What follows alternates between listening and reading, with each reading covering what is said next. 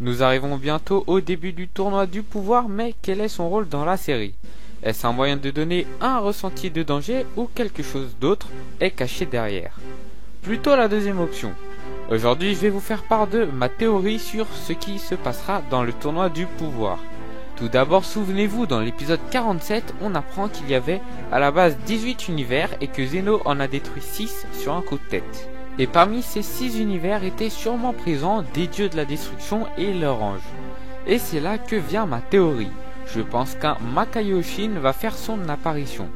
Pour rappel, un Makaioshin est l'équivalent d'un Kaioshin, mais en maléfique et en beaucoup plus fort.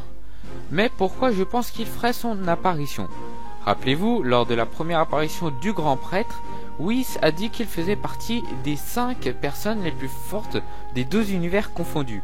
Cette information est donc présente pour nous informer que 4 personnes encore extrêmement puissantes feront leur apparition, et je pense que le Makaioshin pourrait intervenir.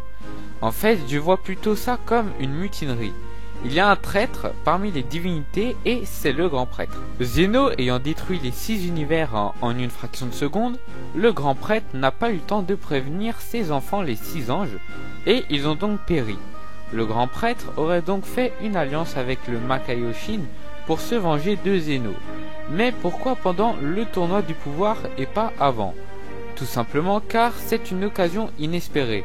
Étant donné que le tournoi est une bataille royale, tous les participants, c'est-à-dire les personnes les plus fortes des univers, seront très affaiblis une fois qu'il ne restera plus que le vainqueur. Ce sera le moment propice pour que le Makaioshin intervienne et tue Zeno. Les seules personnes qui seront encore debout pour protéger Zeno seront ses gardes du corps, mais ils ne seront sûrement pas assez puissants pour rivaliser avec le grand prêtre et le Makaioshin. Mais niveau scénaristique, c'est une très bonne idée.